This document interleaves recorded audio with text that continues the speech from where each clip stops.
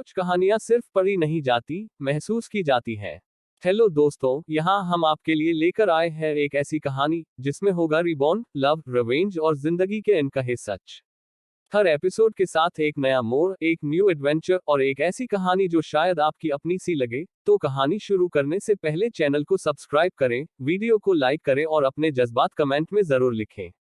चलिए कहानी शुरू करते हैं। अपने लक्ष्य को प्राप्त करने के साथ हाय झिरन सीधी थी। ठीक है, मैं अब अधिकारी को विश्रण में मदद करूंगी। बोलने के बाद वह उन जड़ी बूटियों की ओर चली जो उन्होंने कल एकत्र की थी और लापरवाही से वापस ले जाने के लिए कुछ जड़ी बूटियां उठा ली। उसने जड़ी बूटियां 8वीं ओल्ड जो को सौंप दी। आधिकारिक, ये वे जड़ी बूटियां हैं जिन्हें हमने कल एकत्र किया था। श्री पेन को पीने के लिए कुछ पानी उबाले और 7 दिनों के भीतर उनके शरीर में शेष विषाक्त पदार्थ पूरी तरह से साफ हो जाएंगे। 8वें बूढ़े जो को कुछ संदेह हुआ, क्या आपके शब्द सच है? सच है, उसने झिरन ने बहुत निश्चित रूप से उत्तर दिया। उसने जिन जड़ी बूटियों को एक साथ चुना था उनमें केवल गर्मी दूर करने, पेशाब को बढ़ावा देने, रक्त को ठंडा करने और विश्रण करने का प्रभाव था। हालांकि उन्होंने पेंगवान के शरीर को ज्यादा मदद नहीं दी, लेकिन वे पूरी तरह से बेकार भी नहीं थे। कम से कम वे मौजूदा लक्षणों को कम कर सकते हैं। वैसे भी पेंगवान के शरीर में कोई वास्तविक विषाक्त पदार्थ शेष नहीं थे, उनके ठीक होने में बस समय लगा। हे झिरन की ईमानदार नजर देखकर 8वें बूढ़े जो के दिल में बहुत सारा संदेह कम हो गया। बॉस, आप पहले वैगन पर आराम करें, मैं अभी दवा बनाता हूं। वैगन के बगल में सीमित जगह को देखते हुए पेंगवान केवल अनिच्छा से मो जियुए के साथ बैठ सकता था क्योंकि उसे उनकी मदद की जरूरत थी। दवा पक जाने के कारण प्रस्थान में लगभग आधे घंटे की देरी हुई। प्रस्थान से पहले 8वें बूढ़े जो ने कैदियों को देखा और हे परिवार के 2 साहसी लोगों को पाया। स्वाभाविक रूप से ये दोनों वैगन को आगे बढ़ाने वाली मुख्य शक्ति बन गए। जब उन्होंने मो जियुए को वैगन पर लेटे हुए देखा तो वे बेहद परेशान हुए। यदि ये उपस्थित अधिकारी नहीं होते तो उन्होंने मो जियुए को, जिसने हे परिवार के पतन का कारण बना, 10,000 टुकड़ों में फाड़ दिया होता। हालांकि पेंगवान की चेतावनी भरी निगाहों का सामना करने के बाद हे भाइयों ने तुरंत अपनी सारी घबराहट खो दी। वे जाने के लिए केवल अनिच्छा से वैगन को धक्का दे सकते थे। हे झिरन की हरकतों ने एक बार फिर मो महिलाओं की पूजनीय निगाहों को आकर्षित किया। विशेष रूप से मो हन्यू, जो प्रस्थान के बाद से हे झिरन के आसपास लगातार बातें कर रहे थे। भाभी, आप बहुत अद्भुत हैं। न केवल भाई को वैगन से उतरने की जरूरत नहीं है, बल्कि हमारे पास उपयोग करने के लिए मुफ्त श्रम भी है, जिससे यह हम सभी के लिए और अधिक आरामदायक हो गया है। वह झिरन छोटी भाभी की तारीफ पर हल्के से मुस्कुराया। उसे ऐसा नहीं लगा कि उसने जो किया वह कोई आश्चर्यजनक था, यह उसके पिछले जीवन से प्राप्त कुछ अनुभव और साथ ही उसका व्यक्तित्व था। मो हन्यू ने और अधिक उत्साह से बात की, पहले से ही हे झिरन की बाह पर हुक लगा दिया। भाभी, भैया कितने भाग्यशाली हैं कि उन्हें आप जैसी अद्भुत पत्नी से विवाह हुआ। जैसे ही वह बोल रही थी, मो हन्यू ने सड़क के किनारे घास में कुछ जड़ी बूटियां देखी जो उन्होंने कल एकत्र की थी। उसने उत्साह से जड़ी बूटियों की ओर इशारा करते हुए कहा, भाभी, वहां जड़ी बूटियां हैं, मैं उन्हें लेने जाऊंगी। अपनी बात खत्म करने के बाद मो हन्यू सड़क के किनारे भागने ही वाली थी कि हे झिरन ने उसे पकड़ लिया। छोटी बहन, बाद में जड़ी बूटियां इकट्ठा करने के अधिक मौके मिलेंगे। सड़क पर सभी को देरी करने पर अधिकारियों द्वारा दंड दिया जाएगा। मो हन्यू एक साधारण दिमाग वाली लड़की थी जिसने इतना कुछ नहीं सोचा था। हे झिरन द्वारा याद दिलाने के बाद उसे तभी एहसास हुआ कि वे निर्वासन की राह पर थे। मो हन्यू का छोटा सा चेहरा अप्रसन्नता से सिकुड़ गया। अब मैं समझ गया भाभी, अब से मैं सावधान रहूंगा। मो परिवार के सदस्य भरे हुए थे और अधिकारियों की गति के साथ कदम मिला सकते थे। अन्य परिवार इतने भाग्यशाली नहीं थे, उन्होंने लगातार 2 बार भोजन के लिए केवल काले उबले हुए बंस खाए, जिन्हें निगलना न केवल कठिन था बल्कि उनका पेट भी नहीं भरता था। इसके अलावा वे सभी प्रतिदिन लाड़ प्यार करने के आदी थे। सेना के रवाना होने के आधे घंटे बाद भी एक के बाद एक भटकते हुए लोग सामने आने लगे। अधिकारियों ने बिल्कुल भी दया नहीं दिखाई, जो भी पीछे पड़ता उसे उनकी लाठियों की मार झेलनी पड़ती। इसके परिणामस्वरूप सेना के पीछे से अंतहीन रोने की आवाज आने लगी। वैगन को आगे बढ़ाने के लिए जिम्मेदार 2 हे भाई भी कुछ हद तक थक गए थे। वे लगातार पेंगवांग से कुछ खाने के लिए विनती कर रहे थे। पेंगवांग पूरी तरह से हृदयहीन नहीं था, यह जानते हुए कि इन दोनों को ताकत की आवश्यकता है, वह बस किसी को 2 सफेद उबले हुए बंस लाने का आदेश देने ही वाला था। इसी समय वैगन एक बड़ी चट्टान से टकरा गया, जिससे कार लगभग पलट गई। पेंग वांग शीर्ष पर बैठा था और इस बल के साथ उसका शरीर झुक गया और मो जिवे पर दब गया। संयोगवश जिस स्थान पर पेंग वांग ने संपर्क किया था, ठीक वही स्थान था जहां मो जिवे की चोट सबसे गंभीर थी। मो जिवे ने पहले तो कोई प्रतिक्रिया नहीं दी, सहज रूप से दबी दबी कराह निकाली। पेंग वांग के पास वैगन को धक्का देने वाले दोनों को डांटने का समय नहीं था, उनका पहला विचार यह था कि मो जिवे जाग गया था। उसने जल्दी से हे झिरन को बुलाया, जल्दी आओ और देखो कि तुम्हारा पति जाग गया है या नहीं। हालांकि वह कैदियों को सड़क पर मरते हुए देखने का आदी था, फिर भी पेंग वांग के मन में मो जिवे के लिए कुछ सम्मान था। विशेष रूप से अधिकारी और जी फैंग के बीच विवाद के दौरान हे झिरन ने जो कहा वह वास्तव में उसके साथ प्रतिध्वनित हुआ। इससे कोई फर्क नहीं पड़ता कि मो जिवे ने क्या गलतियां की, यह देश में मो लोगों के योगदान को मिटा नहीं सकता। इसी तरह मो जिवे के साथ हाल ही में राजधानी में उनकी विजयी वापसी की व्यापक चर्चा थी। ऐसे व्यक्ति के लिए पेंग वांग को पूरी उम्मीद थी कि वह जीवित रह सकता है। बेशक ये सिर्फ उसके अवचेतन विचार थे। अगर मो परिवार ने सड़क पर परेशानी पैदा करने की हिम्मत की तो भी वह बेरहमी से उन्हें सबक सिखाएगा। वह झिरन पेंग वांग के विचारों को नहीं जानता था। उसे बुलाते हुए सुनकर वह जल्दी से वहां चली गई। अधिकारी पेंग, क्या तुमने कहा कि मेरे पति जाग गए? मानसिक रूप से कैसे प्रतिक्रिया देनी है इसकी तैयारी करते समय उसने जानबूझकर हैरान भाव दिखाया। पेंग वांग ने अपना शरीर एक तरफ कर लिया। हो सकता है कि मैं अभी अभी उसके घाव से टकराया हो। मुझे नहीं पता कि यह दर्दनाक था या क्या, लेकिन उसने दबी दबी कराह निकाली। हे झिरन ने हे भाइयों को रोका और मो जिवे की नब्ज जानने की कोशिश की। वह वास्तव में मो जिवे को कुछ समय देने के लिए ऐसा कर रही थी, क्योंकि वह मो जिवे की योजनाओं के बारे में स्पष्ट नहीं थी कि क्या वह अब जागेगा या थोड़ी देर इंतजार करेगा। मो जिवे भी अपने दिल में विचार विमर्श कर रहे थे। ऊपर से देखने पर वह वैगन पर बेहोश पड़ा हुआ प्रतीत होता था, लेकिन वास्तव में उसने अपनी सतर्कता में जरा भी ढील नहीं दी थी। सुबह से लेकर अब तक वह आसपास के माहौल को भांप रहा था, यहाँ तक कि जब दूसरों को पता नहीं चल रहा था तब वह छिपकर देख भी रहा था। अपनी टिप्पणियों में उन्हें कोई खतरा नजर नहीं आया। इस पर विचार करने के बाद मो जिवे ने जागने का फैसला किया। जैसे ही जीरन अभी भी सावधानी से अपनी नाड़ी ले रहा था, उसने हल्की सी कराह निकाली। पेंग वांग ने फिर से मो जिवे की ओर इशारा किया और कहा, देखो क्या वह सचमुच जाग नहीं रहा है।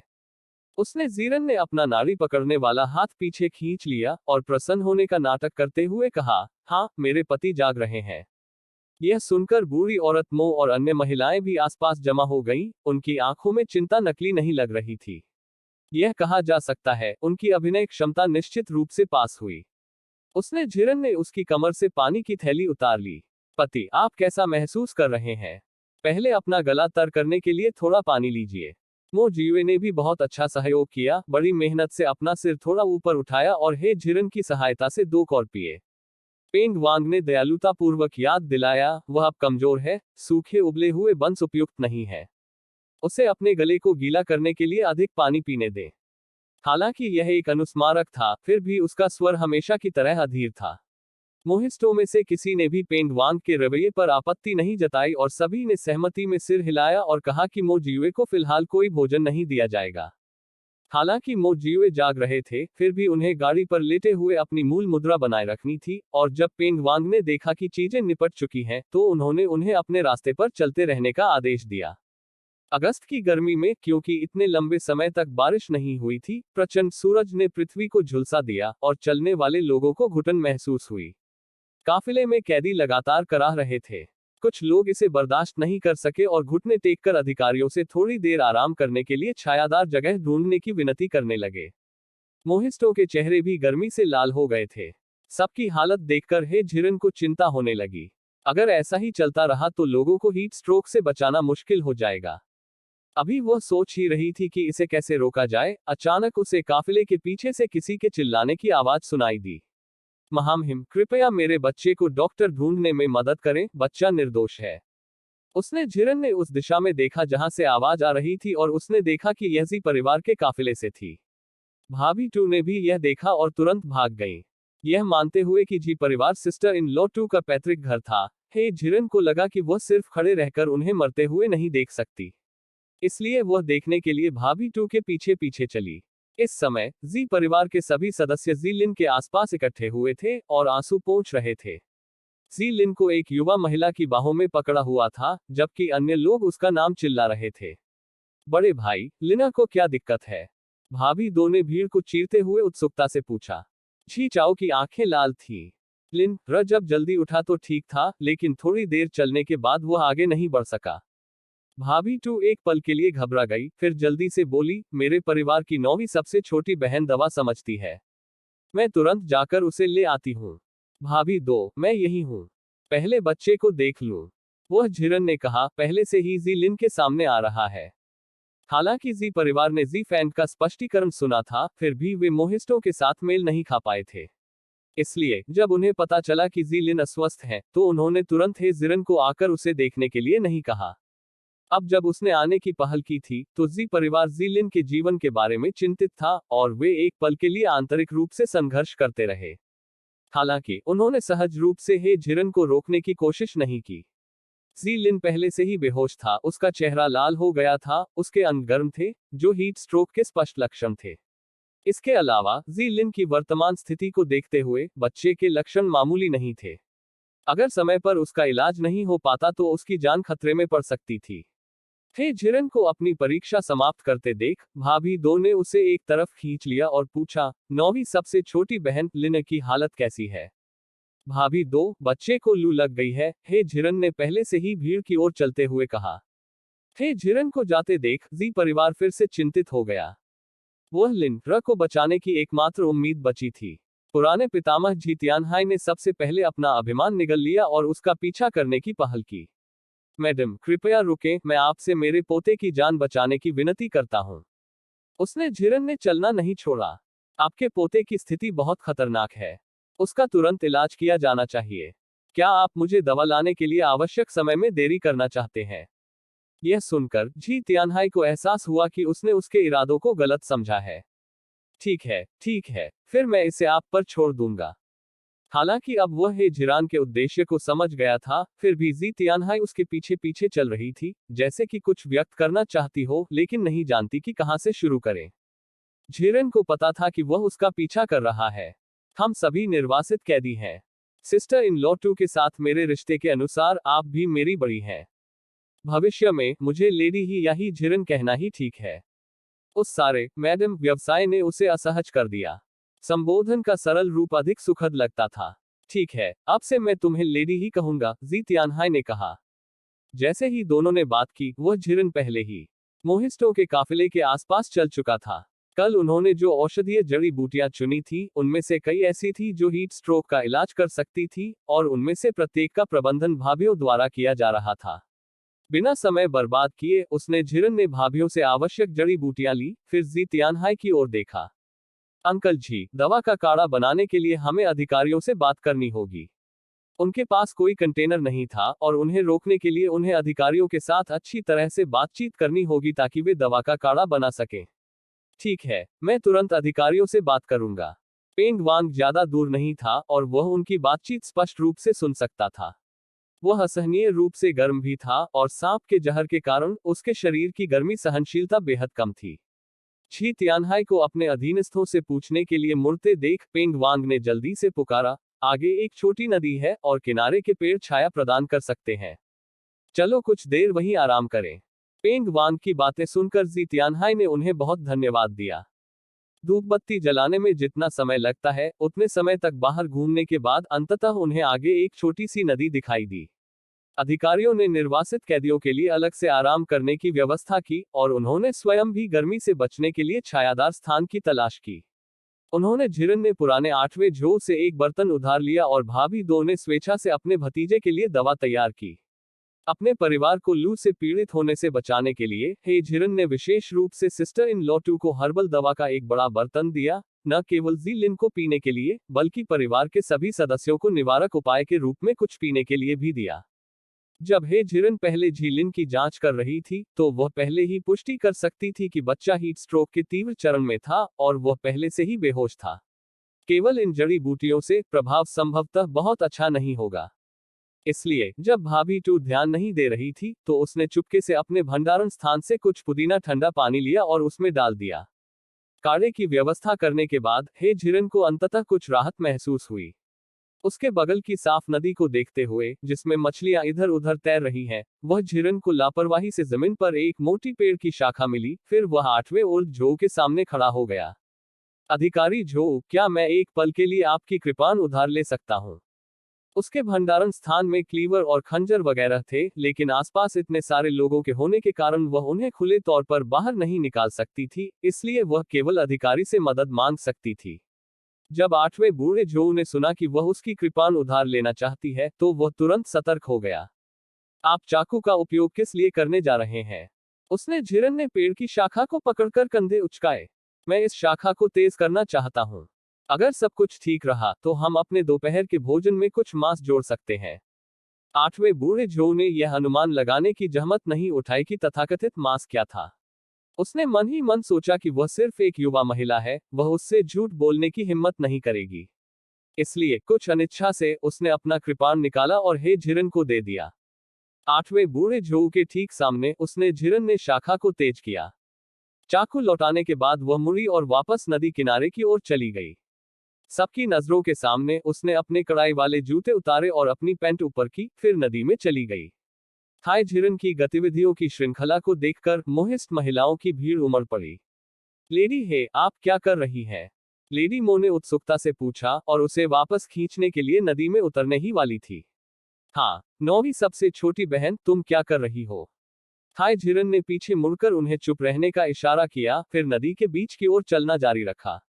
पानी गहरा नहीं था। हाय झिरन को उसके घुटनों तक पहुंचने से पहले कई मीटर तक चलना पड़ा।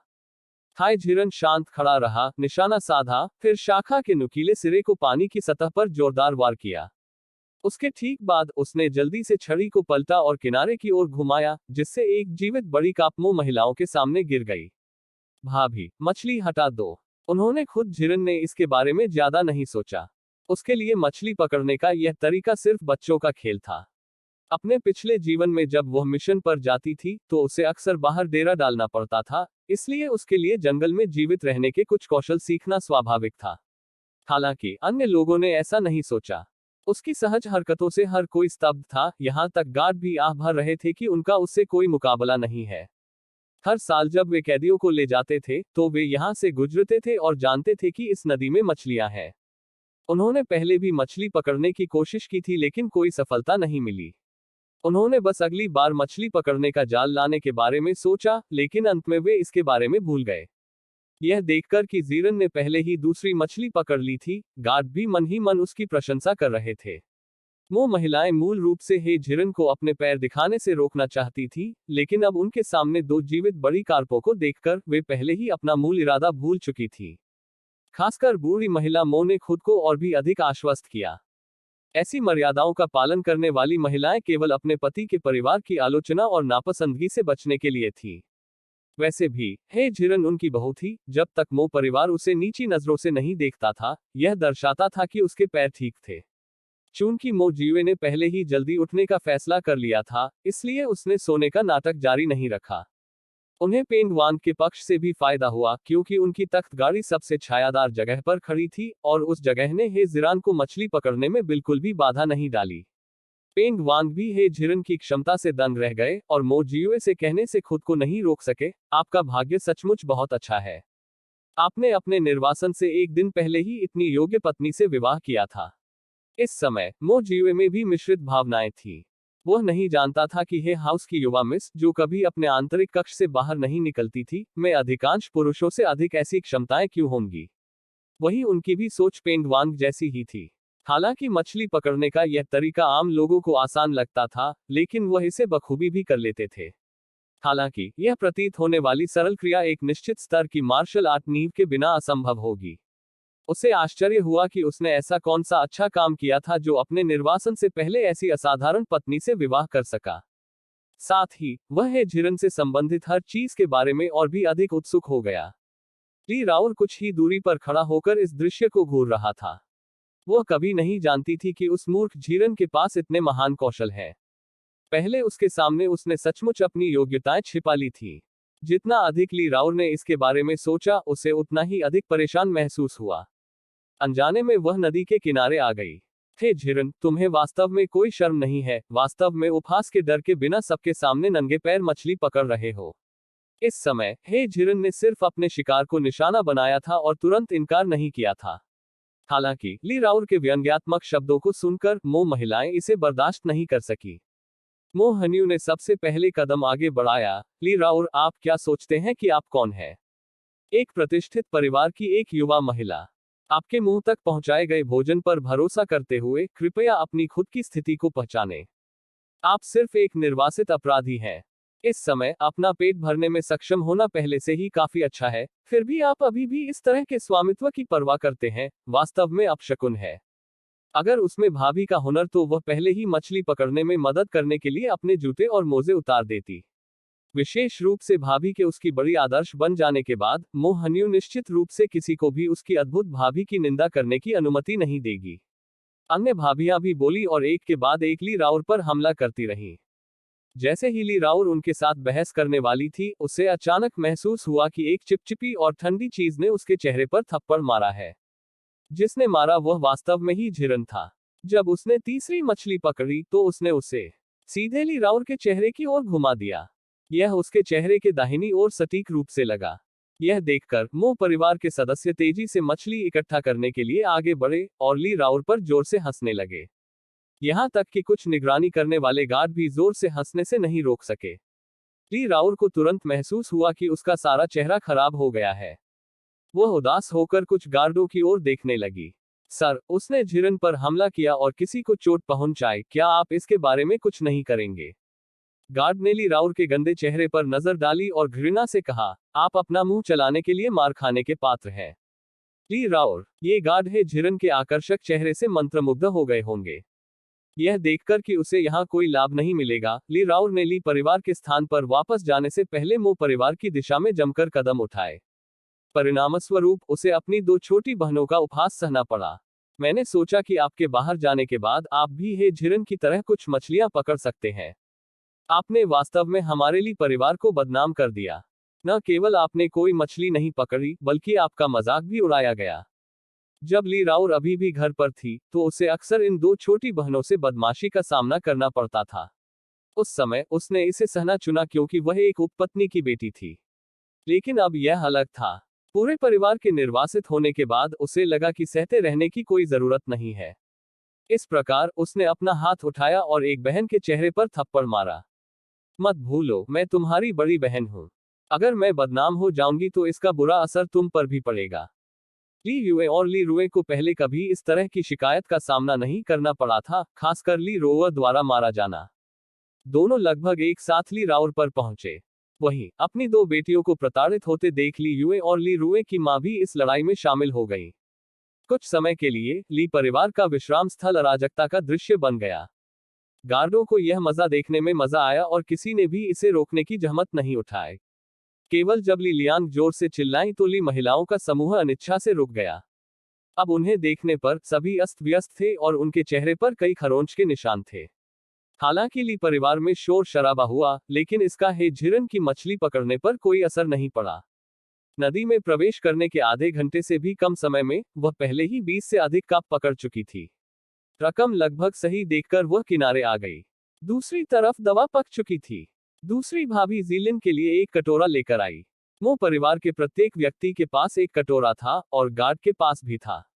बचे हुए औषधीय शोरबा को देखते हुए हे झिरन ने अपनी दूसरी भाभी को बुलाया और उसे जी परिवार के लिए भी कुछ लाने के लिए कहा।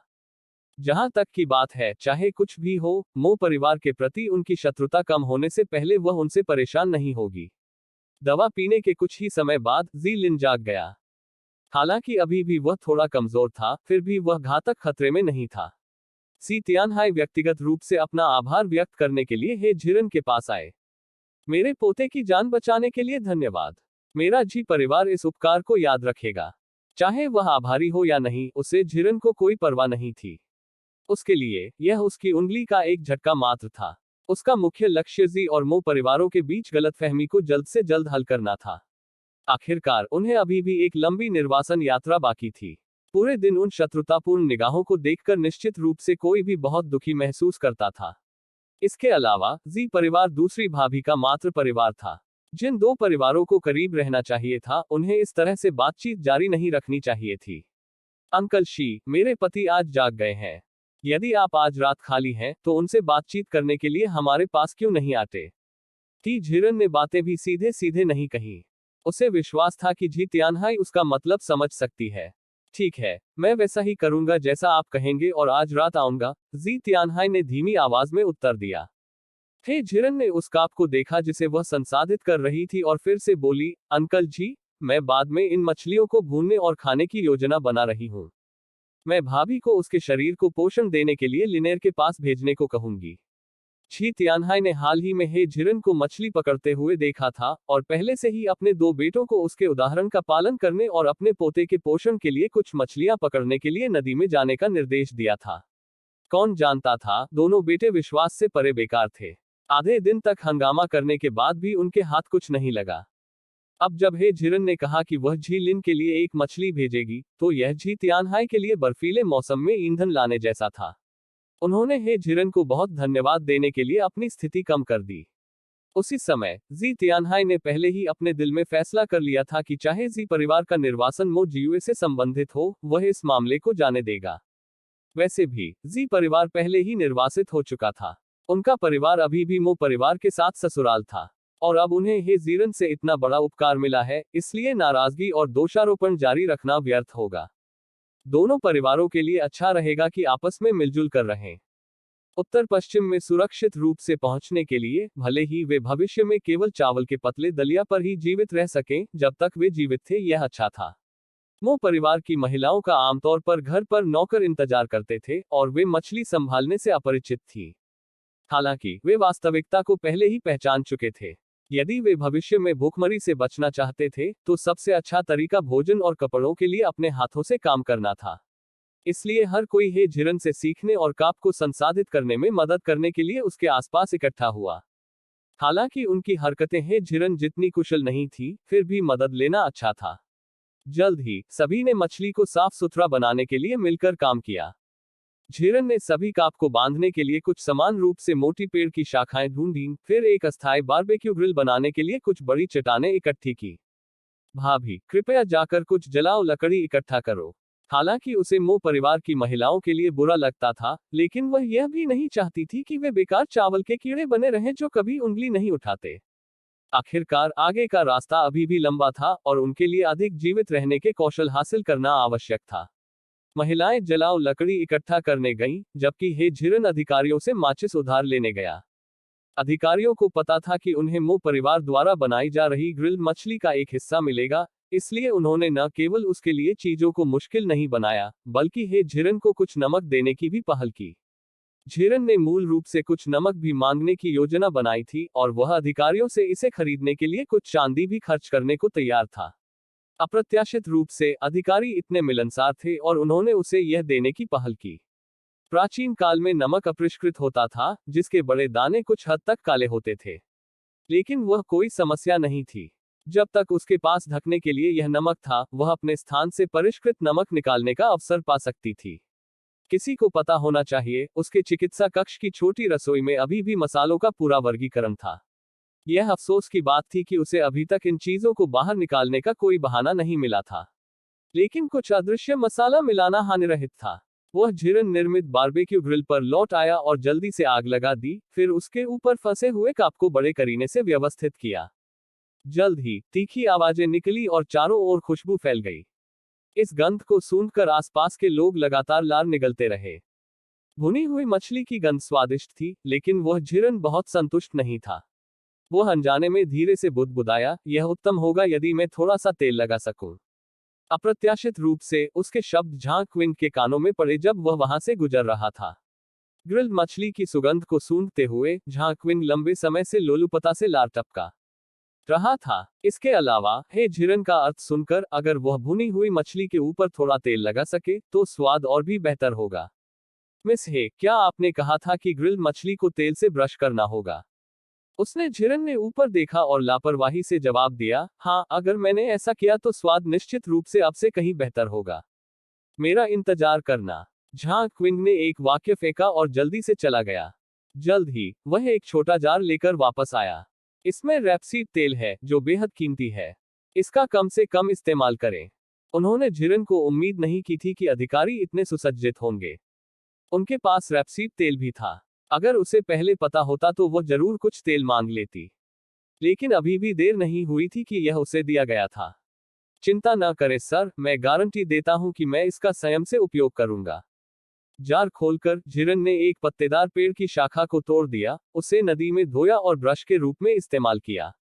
निश्चित रूप से काप पर रेपसीड तेल छिड़कने के बाद जो सुगंध फैली वह और भी अधिक सुगंधित हो गई। उसने झिरन ने भी चुपके से अपने स्थान से कुछ 13 मसाला पाउडर और परिष्कृत नमक लिया और उन पर छिड़क दिया। इसके साथ प्राचीन काल में पहला आउटडोर ग्रिल मछली भोजन पूरा हो गया। इस बार उसने झिरन ने कुल 10 मछलियां ग्रिल की।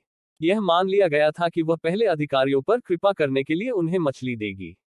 अप्रत्याशित रूप से उसने झिरन ने ऐसा बिल्कुल नहीं किया। इसके बजाय उसने सबसे बड़े को चुना और सबसे पहले उसे ओल्ड लेडी मो को सौंप दिया। बूढ़ी महिला मो एक पल के लिए झिझकी और जानबूझकर फिर से अधिकारियों की ओर देखा। वह झिरन स्वाभाविक रूप से सास का मतलब समझ गया। वह बस यही चाहती थी कि हे झिरन उन अधिकारियों के साथ भुनी हुई मछली साझा करे। मछली खाने के लिए ओल्ड लेडी मो के दिल को तसल्ली देने के लिए उसने दूसरे पक्ष को आश्वस्त करने वाली नजर से देखा। फिर उसने अपनी 8 भाभियों को भी एक एक मछली बांट दी। एक रह गया था। उसने मो जीवे को अभी भी लकड़ी की गाड़ी पर निढाल लेटे हुए देखा, फिर लार टपकाते मोहनियों को देखा। अंत में उसने इसे मोहनियों को देने का फैसला किया।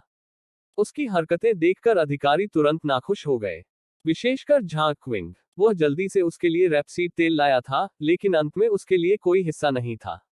मिस हे, क्या आपको बचपन से ही इसी तरह आचरण करना सिखाया गया था? उसने झिरन ने ऊपर देखा, समान रूप से उत्तर दिया, मेरे आचरण में क्या खराबी है? मेरे पिता ने मुझे बचपन से ही सिखाया था कि जब अच्छी चीजें हों तो बड़ों को पहले मिलनी चाहिए। मैंने पहले सास को दिया और अपनी 8 नंदों को। वे सभी मुझसे बड़े हैं, इसलिए मेरे लिए उन्हें पहले देना अनुचित नहीं है। मेरी जवान भाभी छोटी है तो बेशक मुझे उसका थोड़ा ज्यादा ख्याल रखना चाहिए। सर, बताओ मुझसे गलती कहाँ हुई? झांग क्विंग अवाक रह गया, जवाब देने में असमर्थ हो गया। दरअसल कोई मुद्दा ही नहीं था। दूसरी ओर जो लाओबा धैर्यवान थे। झांग क्विंग की अधीरता को देखकर उसने उसे शांत रहने का इशारा करते हुए उसे धक्का दिया। आखिरकार किसी के लिए यह उचित था कि वह आपको अपनी चीजें न देना चाहे। यदि आवश्यक हो तो उन्हें बाद में मो परिवार के लिए चीजें कठिन बनाने का अवसर मिल सकता है। झांग क्विंग ने अपने दिल में गुस्से को दबाने के लिए संघर्ष किया क्योंकि वह वहां बैठा हुआ है झिरन को देख रहा था। पेंग वांग को यह सब देखकर वास्तव में यह काफी मनोरंजक लगा। निर्वासित कैदियों के लिए एस्कॉर्ट अधिकारी के रूप में काम करने के अपने सभी वर्षों में यह अभी भी पहली बार था जब वह उनसे बेखौफ किसी व्यक्ति से मिले थे। इसके अलावा दूसरा पक्ष हमेशा चीजों का तर्क दे सकता है जिससे अन्य लोग खंडन करने में असमर्थ हो जाते हैं। यह सोचते हुए उसने फिर से अपने बगल में लेटे हुए मो जीवे की ओर देखा। आपकी पत्नी और अधिक असाधारण होती जा रही है। अब हे झिरन को असाधारण बताने के अलावा पेंग वांग को शायद ही कोई अन्य शब्द मिल सके। मो जीवे ने अपना सिर घुमाया और कमजोरी का बहाना करते हुए कहा, उसकी जीभ बहुत तेज है। ओह, विनम्र मत बनो। मैं कहता हूं कि तुम्हारी पत्नी असाधारण है और वह है। वह असाधारण कैसे नहीं हो सकती?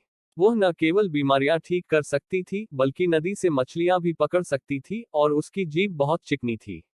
वैसे भी पेंग वांग अब आश्वस्त हो गया था।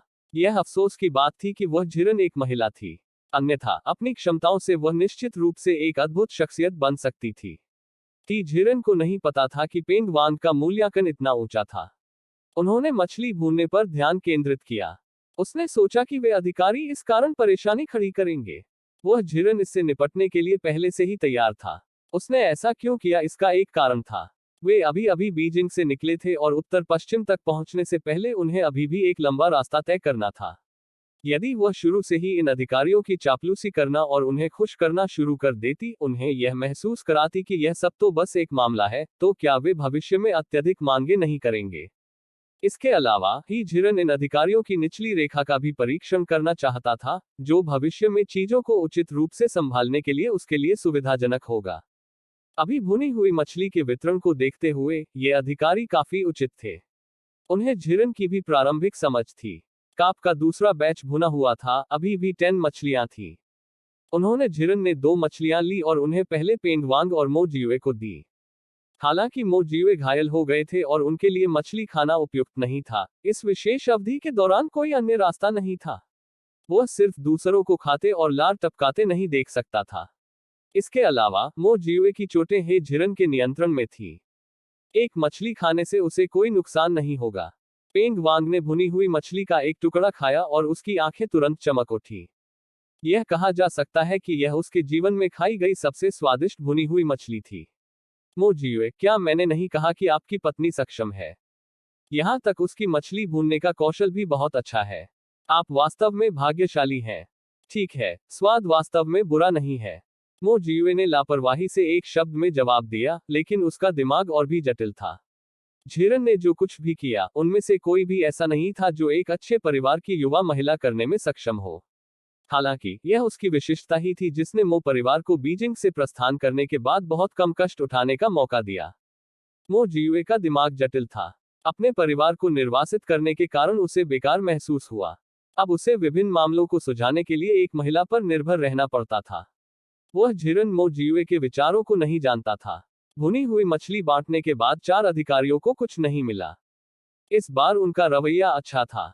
भोजन देने के बाद वह स्वाभाविक रूप से फिर से दूसरों को नाराज नहीं कर सकती थी। माय लॉर्ड्स, मैं अगले बैच को भूनने जाऊंगा। सभी को हिस्सा मिलेगा। अपने भाइयों को बड़े चाव से खाते देख बाकी 4 अधिकारी परेशान हो गए। हालांकि हे झिरन की व्यस्त उपस्थिति को देखते हुए एक पल के लिए भी आराम नहीं करते हुए उन्होंने फिर भी अपना गुस्सा दबा दिया और धैर्यपूर्वक इंतजार किया। करीब 10 मिनट के बाद आखिरकार चारों अधिकारियों को तसल्ली से भुनी हुई मछली मिल गई। दूसरों ने बहुत पहले ही अपनी भुनी हुई मछली खत्म कर ली थी। अब उन चारों को खाते हुए देखकर वे अभी भी लार निगलने से खुद को नहीं रोक सके। चारों को अचानक श्रेष्ठता की भावना महसूस हुई। वे धीरे धीरे भुनी हुई मछली खा रहे थे और अपने दिलों में बेहद संतुष्ट थे। उसने झीरन ने एक भुनी हुई मछली अपने लिए छोड़ दी और बाकी 3 अपनी दूसरी भाभी को दे दी। दूसरी भाभी, कृपया इन 3 मछलियों को अंकल जी और अन्य लोगों के पास आजमाने के लिए ले जाएं। दूसरी भाभी अविश्वसनीय लग रही थी। भाभी, क्या आप सीरियस हैं? हे झिरन ने मुस्कुराते हुए जवाब दिया, मैं गंभीर हूँ। अंकल जी और चाची बूढ़े हो रहे हैं और उन्होंने इन 2 दिनों से पर्याप्त नहीं खाया है। कुछ भुनी हुई मछली खाने से उन्हें पोषण मिलेगा। झीलिन को भी अपनी कमजोरी के दौरान पौष्टिक भोजन की आवश्यकता होती है। दूसरी भाभी इतनी भावुक हो गई कि उनके आंसू निकल पड़े। ठीक है, मैं उन्हें तुरंत ले लूंगा। धन्यवाद, भाभी। दूसरी भाभी की तेजी से गायब होती आकृति को देखकर झिरन को बैठने, आराम करने और भुनी हुई मछली खाने के लिए एक छायादार जगह मिली। इस कदम ने एक बार फिर अनगिनत आक्रोशपूर्ण निगाहों को आकर्षित किया। उन आंखों पर ध्यान देने के बाद हे झिरन ने उन्हें अनदेखा करना नहीं चुना। इसके बजाय वह उनसे एक एक करके मिली। वह देखना चाहती थी कि ये लोग मो परिवार से कितनी नफरत करते हैं। पहला हे परिवार था जिसका नेतृत्व गाड़ियां धकेलने वाले 2 मजबूत मजदूर करते थे। वे सभी हे झिरन को घूरते रहे। उनके मुंह खुलते और बंद होते रहे। यह स्पष्ट था कि वे उसे डांट रहे थे। शायद इसलिए कि वे उन अधिकारियों से डरते थे, इसलिए ऊंची आवाज में बोलने की हिम्मत नहीं करते थे। इसलिए वह झिरन अपनी स्थिति से उनकी आवाज नहीं सुन सका। ली परिवार हे परिवार से कम शत्रु नहीं था। उनके सभी पुरुष, महिलाएं, युवा और बूढ़े हे झिरन को देख रहे थे। विशेषकर ली राउर। अगर नजरें मार सकती तो वह झिरन अनगिनत बार उसकी नजरों से मर चुकी होती। उसने भुनी हुई मछली को ली राउर की दिशा में उठाया, फिर से काट लिया, एक ऐसी हरकत जो किसी को भी गुस्से से पागल कर सकती थी। हालांकि फैंग परिवार भी हे झिरन को देख रहा था, लेकिन उनकी आंखों में हे और ली परिवारों की तरह अंतहीन नफरत नहीं थी। ध्यान से देखने के बाद हे झिरन ने पाया कि उनकी आंखों में विनती और अनिच्छा झलक रही थी। सी परिवार को कहने की जरूरत नहीं है। उन्होंने झिरन ने पहले जी लिन की जान बचाई थी। अब उसने दूसरी भाभी को 3 भुनी हुई मछलियां देने को कहा। परिणामस्वरूप मो परिवार के प्रति उनकी शत्रुता और भी कम हो गई। ऐसा लगता था कि जी परिवार की तरह फैंग परिवार में भी नफरत थी जिसे धीरे धीरे हल किया जा सकता था। बेशक मो जियुए का खुद इस मामले में शामिल होना सबसे उपयुक्त होगा। आखिरकार केवल संबंधित पक्षों का सामना करना ही चीजों को अधिक स्पष्ट रूप से समझा सकता है। वह झिरन को अब स्थिति की अच्छी समझ थी। वह बाद में मो जियुए के साथ इस पर चर्चा करने के लिए समय निकालेगी। जैसे ही उसने भुनी हुई मछली खाना खत्म किया, पेंग वांग ने उसे अपने पास बुलाया। मिस हे, आपका मछली पकड़ने का कौशल अच्छा है। जब हम आराम कर रहे हों तो इस अवसर का लाभ उठाएं और कुछ और मछलियां पकड़ने जाएं। वह झिरन व्यंग्यपूर्वक मुस्कुराया, लॉर्ड पेंग, आपने अभी भी पर्याप्त नहीं खाया है। अपने विचारों को उजागर करने के लिए शर्मिंदा होकर पेंग वांग का बुरा चेहरा लाल हो गया। ओह हाँ, चलो बस इतना ही कहते हैं। वास्तव में भले ही पेंग वांग ने यह नहीं कहा, लेकिन हे झिरन ने भी ऐसा करने की योजना बनाई। हालांकि वह पक्ष हासिल करने का कोई भी मौका चूकना नहीं चाहती थी। लॉर्ड पेंग, मैं सिर्फ एक युवा महिला हूँ। अगर मेरे परिवार के लिए कुछ खाना नहीं होता तो मैं सबके सामने मछली पकड़ने के लिए नदी में नंगे पैर नहीं उतरती। अब जब सभी ने मछली खा ली है तो कृपया मेरे लिए चीजें कठिन न बनाएं। अस्वीकृत। पेंग वांग अचानक परेशान दिखे, लेकिन स्वादिष्ट भुनी हुई मछली के बारे में सोचते हुए वह फिर भी सहता रहा। इस बार तुम्हें बहुत ज्यादा मछली पकड़ने की जरूरत नहीं है, सिर्फ 10-10 मछलियां। उसने झिरन ने अनिर्णित होने का अभिनय करते हुए सोच में सिर झुकाने का नाटक किया। पेंग वांग चिंतित हो गए। इसके बारे में क्या ख्याल है? आपको बस 10 और मछलियां पकड़ने की जरूरत है, और मैं आपसे अपनी क्षमता के भीतर एक शर्त का वादा करता हूं। चूंकि लॉर्ड पेंग ने यहां तक है, अगर मैं नहीं जाऊंगा तो यह दिखावा होगा। ठीक है, मेरी प्रतीक्षा करो। अपना लक्ष्य हासिल करने के बाद हे झिरन ने और कुछ नहीं कहा। उसने अपने जूते और मोजे उतारे और फिर से नदी में उतर गई। नदी में बहुत सारी मछलियां थीं। हे झिरान के लिए 10 को पकड़ना एक खेल खेलने जैसा था। जल्द ही उसने 10 मछलियां किनारे पर फेंक दी। भाभियों ने भी कोई संकोच नहीं किया। उन्होंने मछलियां ली, उन्हें साफ करने के लिए नदी के किनारे बैठ गए, फिर उन्हें शाखाओं पर बांध दिया। झिरन ने सोचा कि चूंकि वह पहले से ही नदी में थी, इसलिए वह रात के खाने के लिए और मछलियां पकड़ सकती थी। इसलिए 10 मछलियां पकड़ने के बाद वह पानी से बाहर नहीं निकली, बल्कि वहीं व्यस्त रही। इस समय फैंग चुवांझोउ की पत्नी श्रीमती झाओ ओल्ड लेडी मो के पास आईं। वह अत्यंत नम्रता से व्यवहार करती थी। ओल्ड लेडी मो, हमने कल लॉर्ड मो का अपमान करना गलत किया। कृपया इसे हमारे खिलाफ न रखें। बूढ़ी औरत मो ने उसकी ओर देखा, न जाने वह क्या योजना बना रही थी। श्रीमती फैंग, मो जियुए अब स्वामी नहीं है। बस उन्हें सीधे नाम से बुलाएं ताकि दूसरों को परेशानी पैदा करने के लिए हैंडल पर कब्जा करने से रोका जा सके। जब इस तरह से बात की गई तो श्रीमती झाओ को अचानक लगा कि उनके पिछले शब्द अनुचित थे। यह मैं ही था जिसने इस पर पर्याप्त ध्यान नहीं दिया। ओल्ड लेडी मो, कृपया मुझे दोष न दें। यह जानते हुए कि श्रीमती झाओ इतनी आसानी से माफी मांगने नहीं आई थी, लेकिन उन्होंने अपना असली उद्देश्य नहीं बताया, तो बूढ़ी औरत मो उसे जाने का आदेश देने वाली थी।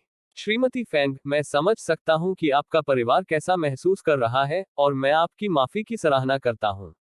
यदि और कुछ नहीं है तो अधिकारियों द्वारा डांटे जाने से बचने के लिए आपको अभी वापस जाना चाहिए। यह देखकर कि बूढ़ी औरत मो उसे भगाने लगी थी, श्रीमती झाओ अब विनम्र नहीं रही। उसने सावधानी से अपने फैले हुए बालों से एक रत्न की अंगूठी निकाली। ओल्ड लेडी मो, क्या मैं इस अंगूठी को कुछ मछलियों से बदल सकता हूं? जैसे ही वह बोल रही थी, श्रीमती झाओ मुड़ी और उस ओर इशारा किया जहां उनके परिवार के सदस्य आराम कर रहे थे। मेरे छोटे बेटे ने आप सभी को ग्रिल्ड मछली खाते हुए देखा और उसकी इतनी इच्छा हुई कि वह रोने लगा। मेरे पास वास्तव में कोई दूसरा रास्ता नहीं था, इसलिए मैं पूछने आया कि क्या आप हमें कुछ दे सकते हैं। बूढ़ी महिला मो ने श्रीमती झाओ के हाथ में रत्न की अंगूठी को देखा, फिर उस दिशा में देखा जो वह इशारा कर रही थी। निश्चित रूप से एक छोटा लड़का जो 8 या 9 साल का लग रहा था, अपने आंसू पोंछ रहा था। मछलियां मेरी नौवीं बहू ने पकड़ी थी, यदि तुम इसे बदलना चाहते हो तो उससे बात करो। ऐसे मामलों के लिए बूढ़ी महिला मो को लगा कि उनकी बहू की ओर से निर्णय लेना उनके लिए उचित नहीं है। श्रीमती झाओ ने विनम्रतापूर्वक धन्यवाद व्यक्त किया, फिर नदी तट की ओर चली गई। तभी उसने झिरन ने भी काफी मछलियां पकड़ ली थी और किनारे की ओर चल रहा था। उसने पहले ही श्रीमती झाओ को अपनी सास के साथ बात करते हुए देख लिया था, और उसके आने के उद्देश्य का मोटे तौर पर अनुमान लगा सकती थी। उसने झिरन ने बोलने की पहल नहीं की, लेकिन धीरे धीरे किनारे पर अपने जूते और मोजे पहन लिए। श्रीमती झाओ उचित मुस्कान बनाए रखने की भरपूर कोशिश करते हुए आईं। वह श्रीमती, वह क्या आंटी आपसे कुछ चर्चा कर सकती हैं, और इस अंगूठी के बदले कुछ मछली ले सकती हैं?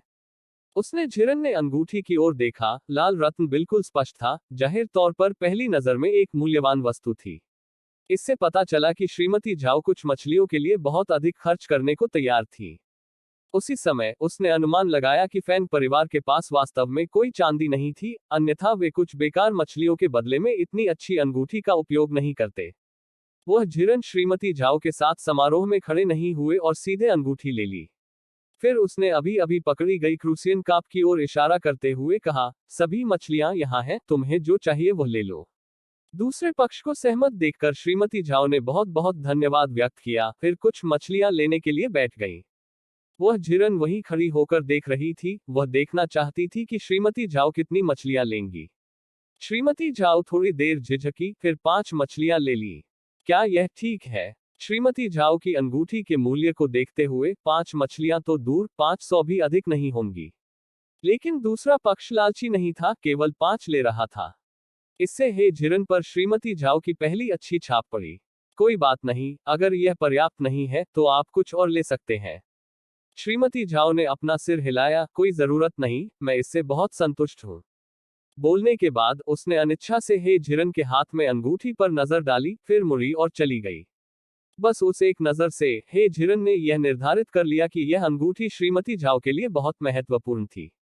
तो उसने उसका पीछा किया और धीरे से कहा, हमारे बीच कुछ गलतफहमी होगी। यदि आप इसे सुलझाना चाहते हैं तो कृपया अंकल फैंग से कहें कि वह अंधेरा होने के बाद मेरे पति को ढूंढने आए, तब सब कुछ स्पष्ट हो जाएगा। श्रीमती झाओ ने गंभीरता से सिर हिलाया, ठीक है, मैं इसे अपने पुराने मास्टर को दे दूंगी। वह झिरन घूमा और चुपचाप अंगूठी को अपने स्थान पर रख दिया। उसने सोचा कि यदि मो और फैंग परिवार भविष्य में अपने विवादों को सुलझा सकते हैं, तो वह अंगूठी पूरी तरह से श्रीमती झाओ को लौटा सकती है। अभी नहीं। भाभियां पकड़ी गई क्रूसियन कार्प को साफ करती रहीं। पेंग वांग के अनुरोध पर उसने झिरन ने 10 मछलियां भूनी, फिर वे सभी उसे दे दी। पेंग वांग मछली के साथ जो करना चाहता था वह उसका व्यवसाय था। ग्रिल्ड मछली खाने के बाद और यह देखने के बाद कि अब समय हो गया है, पेंग वांग ने अपनी यात्रा जारी रखने का आदेश दिया। हे परिवार के 2 दुखी मजदूरों ने एक बार फिर दर्द भरे भावों के साथ अनिच्छा से पहिए वाले तख्ते को धक्का दिया। दोपहर का मौसम उमस भरा रहा। सौभाग्य से हे झिरन ने कुछ लोगों को पीने के लिए हर्बल औषधि बनाई थी, जिससे वे हीट स्ट्रोक के खतरे से बच गए। मो परिवार के सदस्य, जी परिवार के सदस्य और अधिकारी सभी ठीक थे। हालांकि यह अन्य 3 परिवारों के लिए अलग था। जैसे जैसे वे यात्रा कर रहे थे, उन परिवारों के कुछ लोगों में अलग अलग डिग्री के हीट स्ट्रोक के लक्षण विकसित हुए। प्रारंभ में यह अभी भी प्रबंधनीय था, क्योंकि उनके परिवार के सदस्य बड़े काफिले के साथ उन्हें ले जाते थे या उनका समर्थन करते थे। लेकिन जैसे जैसे समय बीतता गया, लू से पीड़ित लोगों की संख्या बढ़ती गई। शेष कुछ लोग जो अभी भी अपेक्षाकृत स्वस्थ थे, इतने सारे लोगों की देखभाल नहीं कर सकते थे। कुछ ही देर में पूरा निर्वासित काफिला चीख पुकार से गूंज उठा। साथ ही जी परिवार के सदस्य और अधिकारी हे झिरन के प्रति सच्चे दिल से आभारी थे। यदि उसने पहले से हर्बल दवा तैयार नहीं की होती तो शायद वे हीट स्ट्रोक के भाग्य से नहीं बच पाते। स्थिति को देखकर पेंग वांग को पता था कि वे अब यात्रा जारी नहीं रख सकते और केवल उन्हें रुकने का आदेश दे सकते थे। ऐसी परिस्थितियों का सामना करते समय पेंग वांग ने जिस पहले व्यक्ति के बारे में सोचा वह हे झिरन था। श्रीमती, इस मामले को अभी भी आपको सुलझाने की जरूरत है। लेकिन वह झिरन नहीं माना। अधिकारी पेंग, आपने पिछले 2 दिनों से देखा है, वे हम मो परिवार के लोगों को कोस रहे हैं। मैं उन्हें बचाने क्यों जाऊं? झिरन का मानना कि वह कोई संत नहीं है जो सिर्फ इसलिए किसी को बचा लेगी क्योंकि वह दवा जानती थी। विशेष रूप से हे परिवार और ली परिवार के लोग, मो जियुए के प्रति उनकी नफरत हड्डी तक थी। यदि मो जियुए ने अपना सिर बाहर निकाला तो वे निश्चित रूप से उसे ब्लेड से काटने में कोई कसर नहीं छोड़ेंगे। वह ऐसे द्वेष रखने वाले लोगों को बचाने में बिल्कुल भी मदद का हाथ नहीं बढ़ाएंगी। बेशक फैंग परिवार अलग था, वह उनका इलाज करने पर विचार कर सकती थी। पेंग वांग ने भी इस तर्क को समझा। उन्हें ले जाने के प्रभारी मुख्य अधिकारी के रूप में अगर रास्ते में कुछ लोग मर जाते या घायल हो जाते तो यह कोई बड़ी बात नहीं थी। लेकिन यदि संख्या बहुत अधिक होती तो वह लौटने के बाद अपने वरिष्ठों को यह समझाने में असमर्थ होता। इसलिए वह केवल हे झिरन को मनाना जारी रख सकता था। चाहे उनकी गलतियां कितनी भी बड़ी क्यों न हो, वे अभी भी जीवित लोग हैं। आप उन्हें यूं ही मरते हुए नहीं देख सकते, ठीक है? हे झिरन का मन स्थिर हो गया था और उसने पेंग वांग को कोई छूट नहीं देते हुए जिद्दी रूप से दोनों हाथ क्रॉस कर लिए। अधिकारी पेंग, अब और कहना बंद करो। मैंने कहा कि मैं उन्हें नहीं बचाऊंगा, इसका मतलब है कि मैं उन्हें नहीं बचाऊंगा। आप। पेंग वांग भी गुस्से में थी, उसने हे झिरन की नाक की ओर इशारा करते हुए उसे कुछ बार डांटना चाहा, लेकिन अंत में पीछे हट गई। श्रीमती, मैं आपको अधिक व्यवहार कुशल होने की सलाह देता हूं। उत्तर पश्चिम में अभी भी एक लंबा रास्ता तय करना है, मुझे नाराज करने से आपको कोई फायदा नहीं होगा। वह झिरन का गुस्सा भी भड़क गया, वह पीछे हटने को तैयार नहीं था। अधिकारी पेंग, आपने जो कहा वह अनुचित है। यदि आप मेरी जगह होते तो क्या आप अपने दुश्मनों की जान बचाने को तैयार होते? यह पेंग वांग उसके प्रत्युत्तर से अवाक रह गई। उसे एहसास हुआ कि यह महिला जिद्दी स्वभाव की है, उस पर सख्ती करने से वास्तव में काम नहीं चलेगा। इसलिए उन्होंने अपनी भावनाओं को नियंत्रण में रखने का प्रयास किया और बातचीत के स्वर में फिर से बोले, इसके बारे में क्या ख्याल है? आप इलाज के लिए कुछ अधिक अनुकूल लोगों को चुनते हैं। हालांकि वह अपने गौरव से समझौता करने को तैयार नहीं थी, लेकिन हे झिरन को यह भी समझ आया कि वह पेंग वांग को बहुत अधिक नाराज नहीं कर सकती। जब कोई बाहर निकलने का रास्ता बताता है तो उसे सही समय पर रास्ता अपनाना चाहिए। उसने लू से तपते लोगों को देखा। फैंग परिवार अभी भी सभ्य था, शायद इसलिए कि उन्होंने दोपहर के समय कुछ मछलियां खाईं, उनके शरीर में कुछ प्रतिरोधक क्षमता थी और केवल 3 ही मछलियां कम थी। हे परिवार और ली परिवार बुरी स्थिति में थे। दोनों परिवारों में कुल मिलाकर 30 से अधिक लोग थे और अब भी 10 से भी कम लोग खड़े हो सकते थे। चूंकि अधिकारी पेंग इसे इस तरह कहते हैं, मैं अनिच्छा से एहसान के रूप में कुछ बचाऊंगा। अपनी बात खत्म करने के बाद वह झिरन जल्दी से कल की चुनी हुई जड़ी बूटियां ले आए और फिर दवा का काढ़ा बनाने के लिए आग जलाई। आधे घंटे से भी कम समय में जड़ी बूटियों का काढ़ा तैयार हो गया। अधिकारियों ने दवा लेने के लिए आने की पहल की, लेकिन हे झिरन ने उन्हें रोक दिया।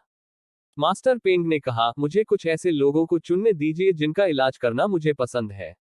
अभी अभी 2 व्यक्तियों की बातचीत जो लाओबा ने भी सुनी थी, यह जानते हुए कि यह वास्तव में बॉस का इरादा था।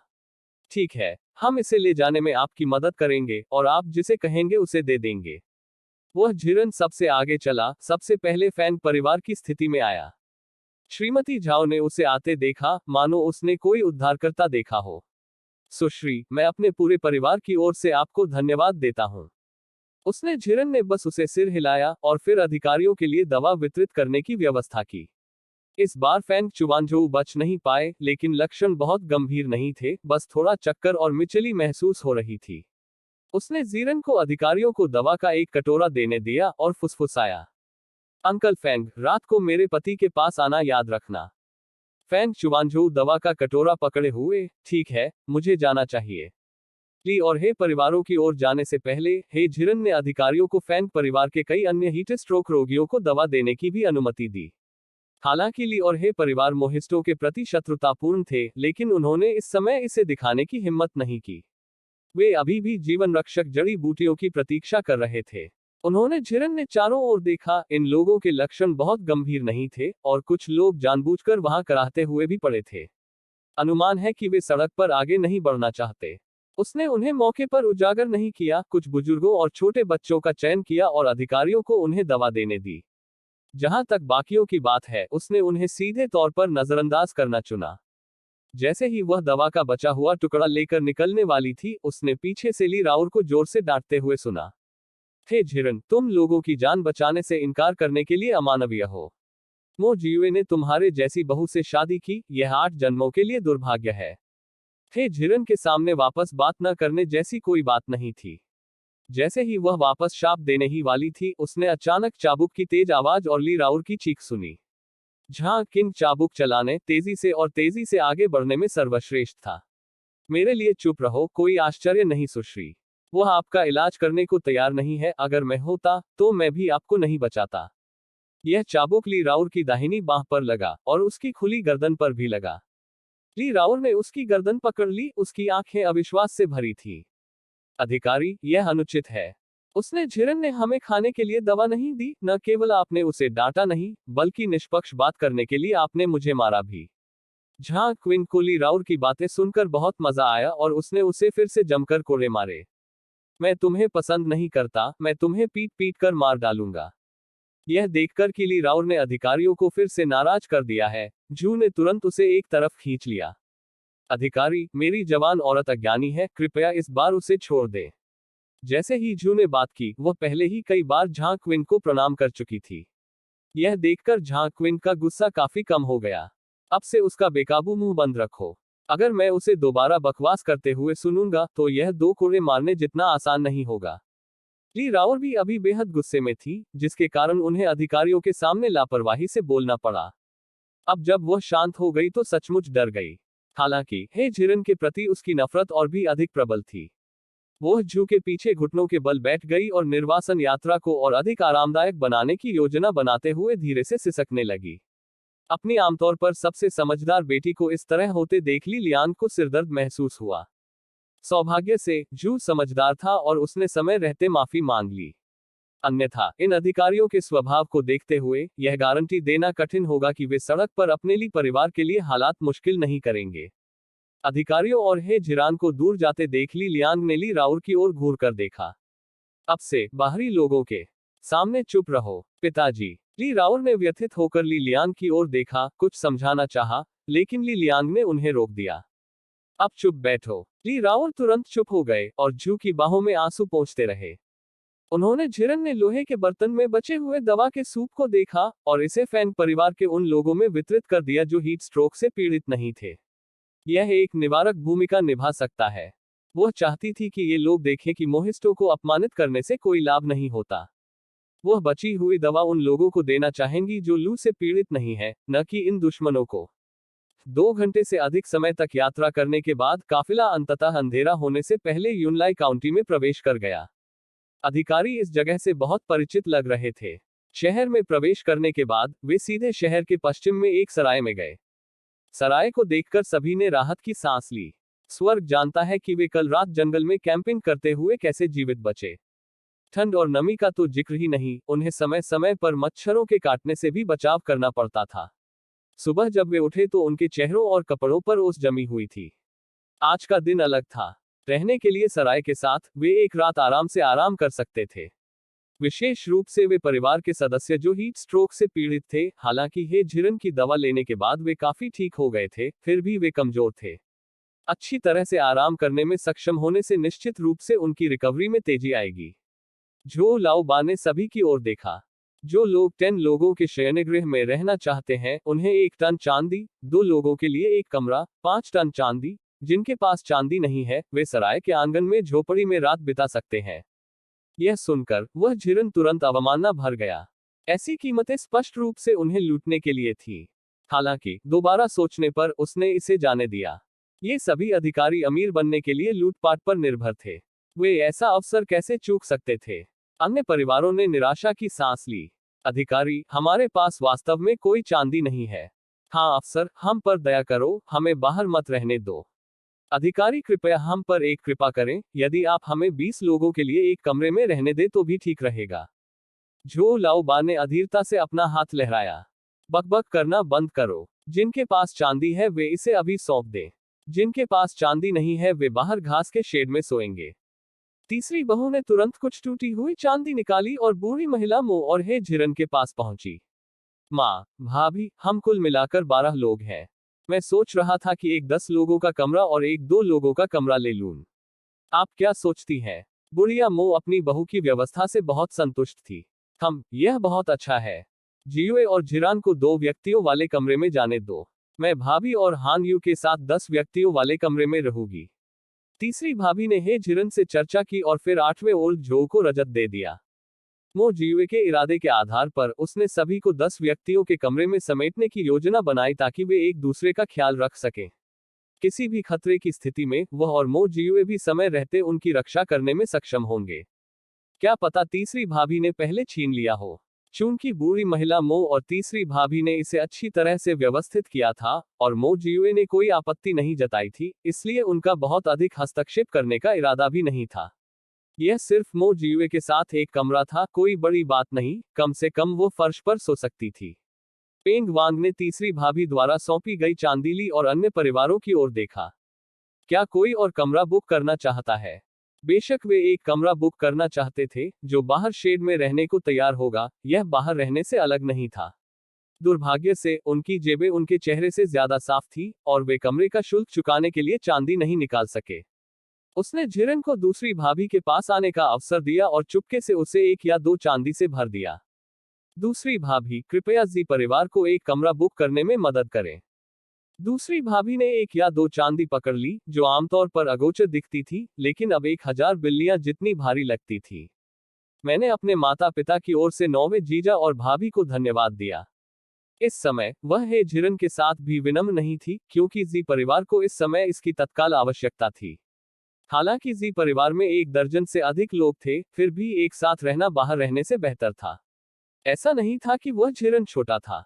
आखिरकार जी परिवार और मो परिवार के बीच संबंध पूरी तरह से सुलझ नहीं पाया था, और उसे यह भी लगा कि अन्य परिवारों का समर्थन करने की कोई आवश्यकता नहीं है।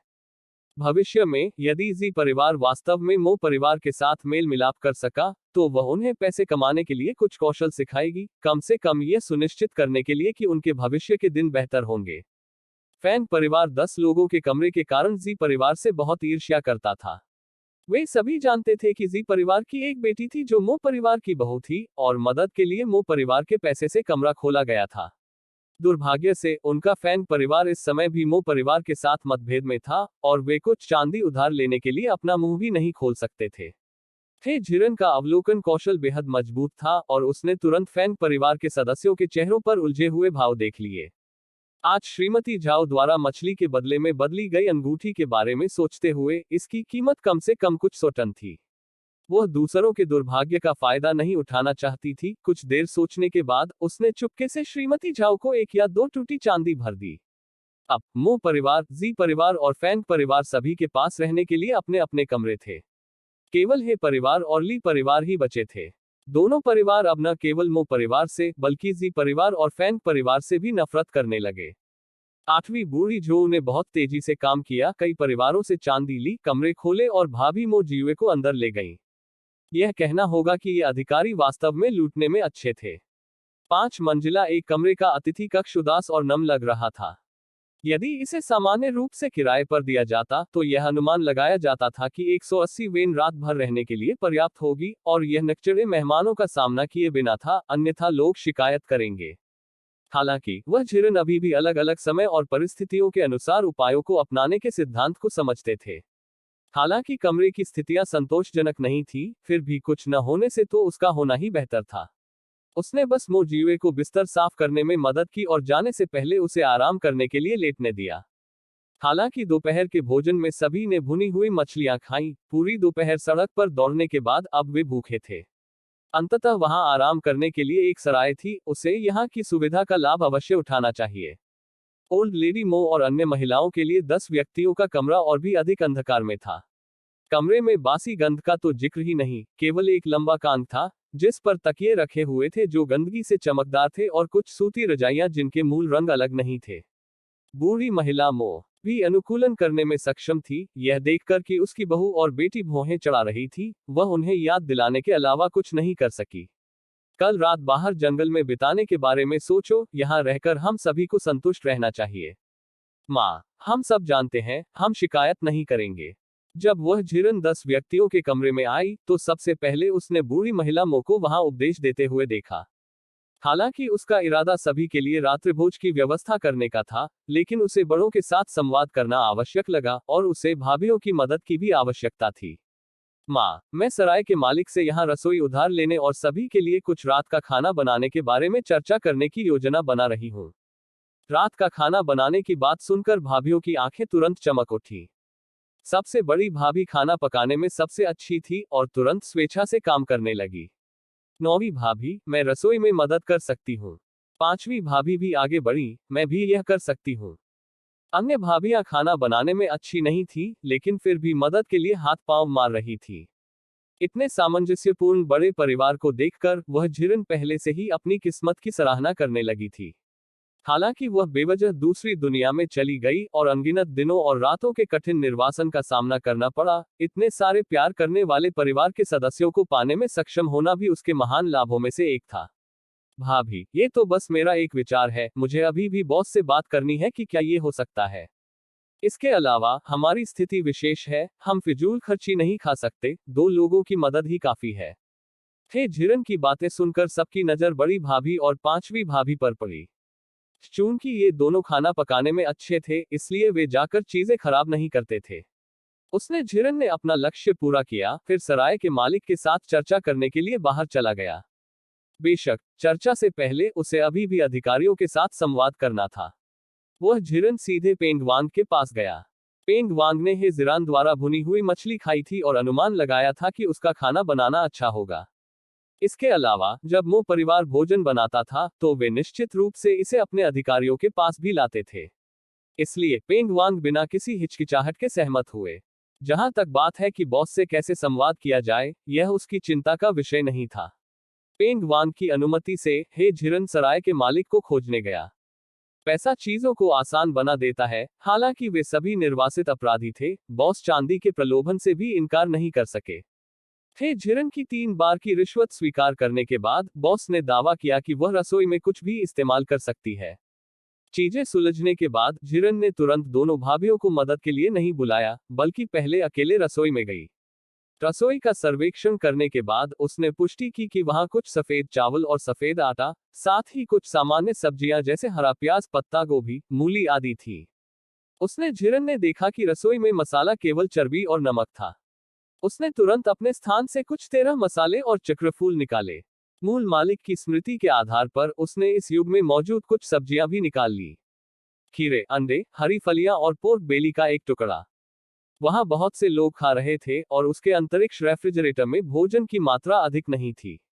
उन खाद्य पदार्थों के पुनर्जीवित होने के बाद वह उन्हें बार बार लेती थी। इसके अलावा उसने रसोई में अपने स्थान से कुछ वनस्पति तेल कटोरे में डाला, साथ ही उचित मात्रा में सफेद चीनी भी डाली।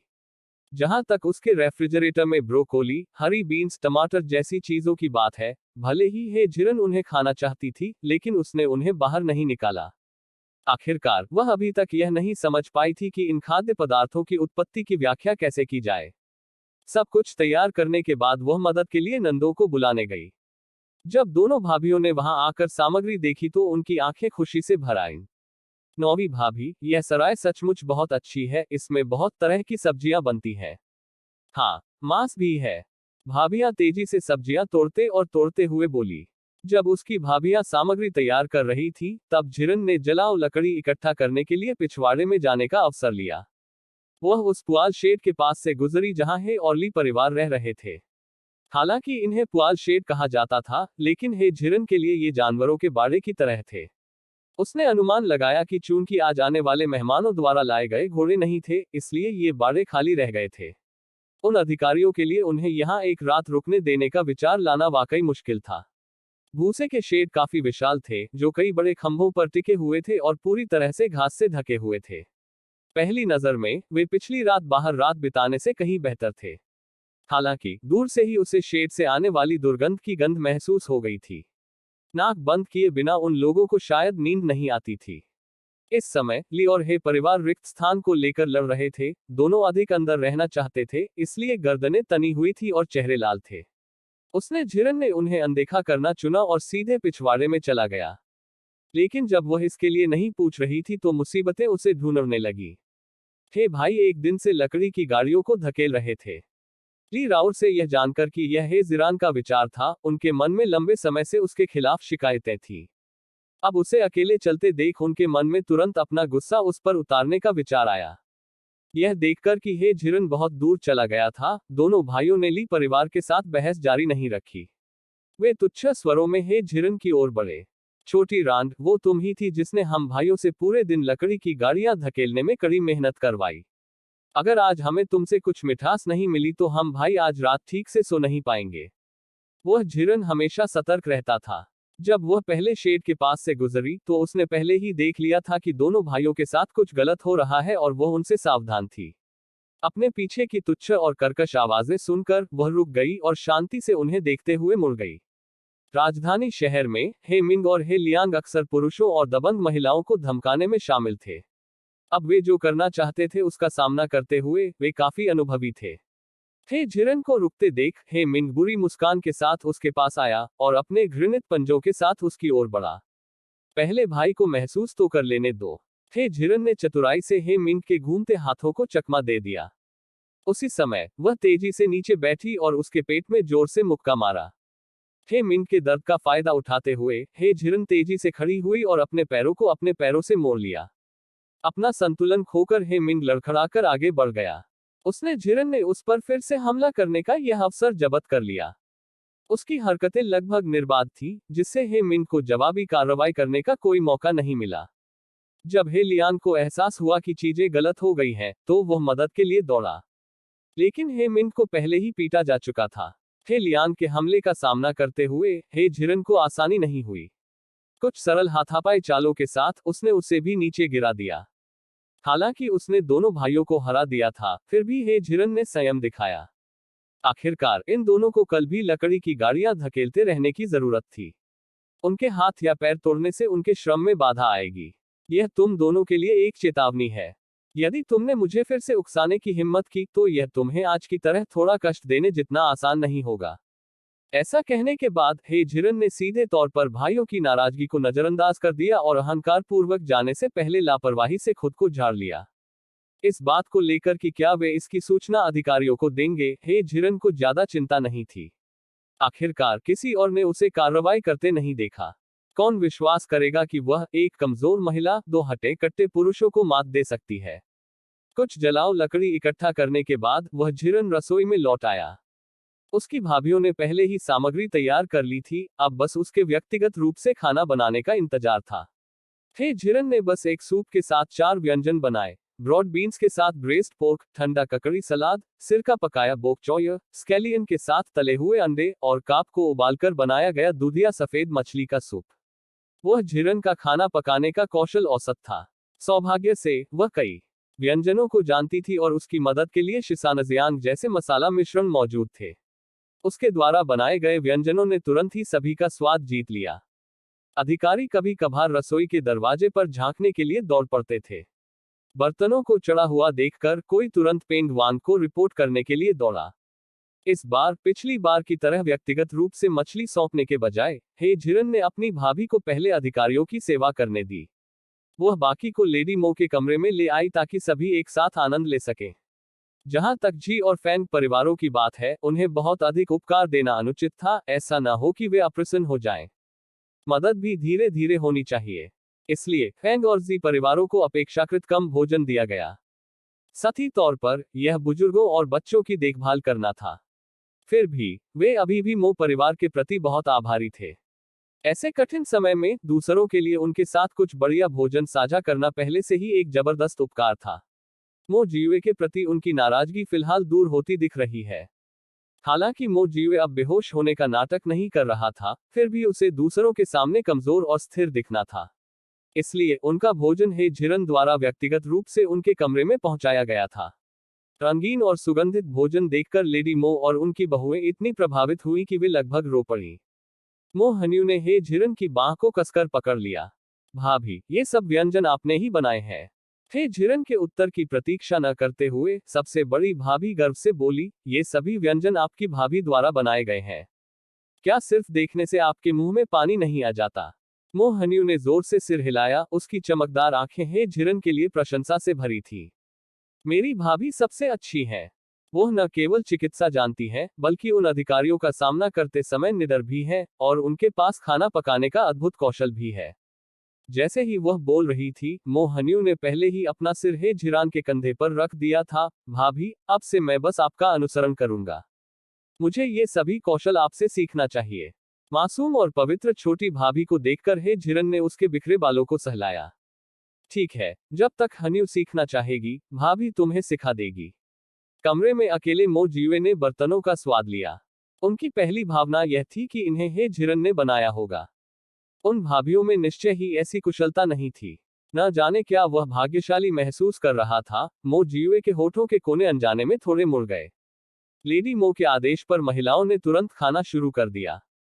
शायद इसलिए कि उन्होंने इन 2 दिनों में कुछ भी अच्छा नहीं खाया था, उन्हें लगा कि आज के व्यंजन विशेष रूप से स्वादिष्ट थे। पूरे 4 व्यंजन और एक सूप लगभग पूरा खा लिया गया। इसी तरह अधिकारियों ने महसूस किया कि हे झिरन का खाना राजधानी शहर के उन रेस्तरां से भी अधिक स्वादिष्ट था। विशेष रूप से वह ब्रेस्ड पोर्क, वसायुक्त लेकिन चिकना नहीं। इसे खाने के बाद व्यक्ति को और अधिक खाने की इच्छा होती है। जैसे ही अधिकारी अपने अपने कटोरे में भोजन लेने की होड़ कर रहे थे, हे मिंग और हे लियान को मदद मिली। उन्होंने सीधे अधिकारियों के सामने घुटने टेक दिए। माय लॉर्ड्स, कृपया हम भाइयों के लिए न्याय करें। आगमन को देखकर पेंग वांग ने तुरंत भौहें चढ़ा दी। क्या हुआ? हे मिंग तेजी से आगे बढ़ा। माय लॉर्ड्स, आपकी सुरक्षा पर भरोसा करते हुए मिस उसने हम भाइयों को पीट पीट कर इस हालत में पहुंचा दिया। जैसे ही वह बोला, उसने अपनी शर्ट उठाई, जिससे उसके पेट पर बैंगनी नीला निशान दिखाई देने लगा। माय लॉर्ड्स, देखो, यहीं पर झिरन ने मुझे मारा था। और यहाँ भी। हे मिंग ने अपनी शर्ट का पिछला हिस्सा उठाना जारी रखा। हे लियांग भी अधिकारियों को अपने चोट वाले स्थान दिखाने के लिए आगे आए। अधिकारियों ने एक दूसरे की ओर देखा, उनकी आंखों में स्पष्ट रूप से अविश्वास था। निर्वासित कैदियों को ले जाने के नियम थे। कैदियों को आपस में लड़ने से स्पष्ट रूप से मना किया गया था। निस्संदेह, यह वास्तव में प्रतिबंधित था या नहीं, यह अधिकारियों की मनोदशा पर भी निर्भर करता था। हालांकि अधिकांश अधिकारियों को विश्वास नहीं था कि हे झिरन लोगों को इस तरह से पीटेगा। पेंग वांग ने इस पर विश्वास किया। उन्हें लगा कि इस महिला में अभी भी कई अद्भुत क्षमताएं हैं जिन्हें खोजा नहीं जा सका है। अब हे भाइयों की दयनीय स्थिति को देखते हुए पेंग वांग ने हे झिरन की अद्भुत क्षमताओं में एक और लड़ाई में अच्छा जोड़ा। पेंग वांग के दिमाग में इस महिला को उकसाया नहीं जा सकता था, भले ही वह वर्तमान में जीविका कमाने के लिए उसकी आज्ञा के अधीन थी। वह उसे नाराज नहीं कर सका। खासकर अब, जब वह उसके परिवार द्वारा लाया गया स्वादिष्ट खाना खा रहा था, तो निश्चित रूप से भविष्य में इस तरह का और भी व्यवहार होगा। वह, पेंग वांग, स्वाभाविक रूप से किसी ऐसे व्यक्ति की देखभाल करेगा जो उसे इतने सारे लाभ पहुंचा सकता है। पेंग वांग ने हे भाइयों की ओर तिरस्कार पूर्वक देखा। आपने कहा कि आपको हे परिवार द्वारा पीटा गया था। यह बिल्कुल सच है, सर। यह वह परिवार था जिसने हमें पीटा था। हे भाइयों को बेहद अन्याय महसूस हुआ। इतने वर्षों तक राजधानी में अहंकारपूर्ण व्यवहार करने के बाद भी, यह पहली बार था जब उन्हें किसी महिला द्वारा पीटा गया था। इस समय, दोनों भाइयों की इच्छा थी कि वे हे झिरन को मार सके। ऐसा लगता है कि आप अब जीना नहीं चाहते, इस तरह हमारा उपहास करने का साहस कर रहे हैं। झांग क्विंग जितना अधिक सुनता गया, उतना अधिक क्रोधित होता गया, और दोनों भाइयों पर चिल्लाते हुए अपनी चॉपस्टिक को मेज पर जोर से पटक दिया। हे भाई डर गए और उनके शरीर कांपने लगे। हालांकि उन्होंने जो कहा वह सच था। वे इस बार अपने लिए न्याय पाने आए थे, इसलिए जिद करके ही अपनी बात जारी रख सके। सर, हमने सच में झूठ नहीं बोला। पेंग वांग ने देखा कि झांग क्विंग अभी भी गुस्से में है और खाने के माहौल को बर्बाद करने से बचने के लिए जल्दी से बोला, चूंकि आपने कहा कि आपको हे परिवार द्वारा पीटा गया था, क्या कोई गवाह है? हे भाइयों ने परिवार के उन कुछ सदस्यों की ओर इशारा किया जिन्होंने उनकी मदद की थी। सर, मेरा परिवार गवाही दे सकता है। पेंग वांग ने उपस्थित हे परिवार के सदस्यों पर नजर डाली। इसका कोई महत्व नहीं है। यदि उसके परिवार के सदस्य सामने आते हैं और गवाही देते हैं कि आपने उसे पीटा है, तो क्या आप इसे स्वीकार करेंगे? यह। हे भाइयों के पास अचानक शब्द नहीं बचे थे, उन्हें समझ नहीं आ रहा था कि क्या करें। पेंग वांग ने अपना हाथ लहराया, मैं आज अच्छे मूड में हूं, इसलिए मैं आपके झूठे आरोपों को आगे नहीं बढ़ाऊंगा। जल्दी करो और बाहर निकलो। जैसे ही हे भाइयों को उदास होकर जाने में मदद की जा रही थी, दरवाजे के बाहर से एक महिला की आवाज आई। सर, मैं गवाही दे सकता हूं कि मैंने अपनी आंखों से हे झिरन को लोगों को पीटते देखा। पेंग वांग ने दरवाजे की ओर देखा, और वह ली राउर थी। उसने अंदर ही अंदर शाप दिया। वास्तव में उसे नहीं पता था कि कैसे झिरन ने ली राउर को नाराज कर दिया था। वह हर जगह परेशानी खड़ी करने के लिए बाहर आ रही थी। जब वह बोल रही थी तो ली राउर पहले ही दिखावा करते हुए अंदर आ गई थी। सर, मैंने अपनी आंखों से हे झिरन को लोगों को पीटते देखा, यह बिल्कुल सच है। इतने सारे लोगों की मौजूदगी में, भले ही पेंग वांग हे झिरन की रक्षा करना चाहते थे, लेकिन वह स्पष्ट रूप से ऐसा नहीं कर सके। चूंकि यह मामला है, तो उसका सामना करने के लिए उसे बुलाओ। जब कोई हे झिरन को बुलाने गया, पेंग वांग ने हे परिवार को बाहर निकाला और अकेले में ली राउर से पूछा, आपने कहा कि आपने हे परिवार को किसी को पीटते हुए देखा, अब मुझे पूरी प्रक्रिया बताएं। यह कहा जाना चाहिए, पेंग वांग वास्तव में कैदियों को एस्कॉर्ट करने के लिए जिम्मेदार छोटे प्रमुख के रूप में अपनी प्रतिभा बर्बाद कर रहा था। इस समय, उनकी पूछताछ के तरीके उन अधिकारियों से बिल्कुल भी बदतर नहीं थे। ली राउर ने हे झिरान को किसी पर हाथ उठाते हुए कभी नहीं देखा था। उसका लक्ष्य बस बाद वाले को आसान समय नहीं देना था। चूंकि वह दूसरे पक्ष को अपमानित नहीं कर सकती थी, इसलिए वह केवल इन अधिकारियों का उपयोग कर सकती थी। अपने शब्दों को अधिक विश्वसनीय बनाने के लिए ली राउर लगभग वाक्पटु थी। सर, मैंने हे झिरन को अपने हाथ में एक बहुत मोटी और लंबी छड़ी के साथ देखा। उसने पहले हे मिंग को पीटा, फिर उसी तरीके का इस्तेमाल हे लियांग को मारने के लिए किया जब तक कि दोनों के पास लड़ने की ताकत नहीं बची, इससे पहले कि वह रुक गई। पेंग वांग ने अदृश्य रूप से सिर हिलाया। आप पहले एक तरफ खड़े हो जाएं। इस समय तक हे झिरन को भी बुला लिया गया था। वह बस यही सोच रही थी कि क्या खाना खत्म करने से पहले ही किसी के द्वारा उसे बुला लेने से यह भोजन बाधित हो जाएगा। किसने सोचा होगा कि हे भाई उस पर आरोप लगाने में इतने धीमे होंगे। जब तक उसका पेट नहीं भर गया तब तक अधिकारी उसे आमंत्रित करने नहीं आए। अधिकारियों द्वारा हे भाइयों को भी वापस लाया गया और वे पेंग वांग के सामने हे जिरन के साथ कंधे से कंधा मिलाकर खड़े हो गए। लेडी हे भाइयों ने आप पर हमला करने का आरोप लगाया। क्या ऐसा हुआ? उसने जिरन को बिल्कुल अविश्वास से देखा। वह हे भाइयों की ओर अतिरंजित रूप से झुकी, जानबूझकर उनके सामने अपनी खूबसूरत आकृति प्रदर्शित कर रही थी। कैप्टन पेंग, क्या आप वास्तव में इस पर विश्वास करते हैं? पेंग वांग उसकी बातों से चकित हो गया। इस महिला के पास वास्तव में बहुत सारी चालें थी। खांसी, यह इस बारे में नहीं है कि मैं इस पर विश्वास करता हूं या नहीं। हे परिवार के पास एक गवाह है। तभी हे जिरन की नजर ली राउर पर पड़ी। कैप्टन पेंग, मुझे मत बताओ कि आप जिस गवाह के बारे में बात कर रहे हैं वह वही है। तो क्या हुआ अगर यह मैं हूं? हे जिरन, मैंने तुम्हें अपनी आंखों से हे भाइयों पर हमला करते देखा है। यह एक सच्चाई है। तुम्हें इससे बचने के लिए बात करने की कोशिश नहीं करनी चाहिए। ली राउर बेहद आत्मसंतुष्ट लग रहे थे। वह देखना चाहती थी कि जिरन में स्थिति को उल्टने की कितनी क्षमता है। हे जिरन ने उपहास किया, ली राउर, यह बताने की जरूरत नहीं है कि हम सबसे अच्छे दोस्त हुआ करते थे जो सब कुछ साझा करते थे। भले ही हमारे बीच कुछ गलतफहमी हो, आपको मुझे इस तरह से निशाना नहीं बनाना चाहिए, है ना? जैसे ही वह बोली, हे जिरन ने हे भाइयों की ओर इशारा किया। उनके आकार को देखो, क्या मैं उन्हें हरा सकता था? अधिकारियों ने अभी अभी ली राउर की वाकपटु कहानी सुनी थी और उन्हें कुछ हद तक विश्वास हो गया था कि हे जिरन ने लोगों पर हमला किया था। लेकिन अब उनके बीच विरोधाभास को देखते हुए, चाहे वे इसे कैसे भी देखें, उन्हें विश्वास नहीं हो रहा था कि वह जिरन दो ऐसे हटे कट्टे आदमियों पर हाथ रख सकता है। यह सोचते हुए अधिकारियों की निगाहें सर्वसम्मति से ली राउर पर टिक गईं। केवल एक ही आदमी बाकियों से अलग था। वह अपनी आंखों से ली राउर को संकेत देता रहा। ऐसा प्रतीत होता था कि वह उसे बात न करने की याद दिला रहा था। निस्संदेह यह सब हे जिरन की नजरों से बच नहीं सका। उसने चुपचाप उस अधिकारी को देखा जो ली राउर को संकेत दे रहा था, और तुरंत कुछ अनुमान लगा लिया।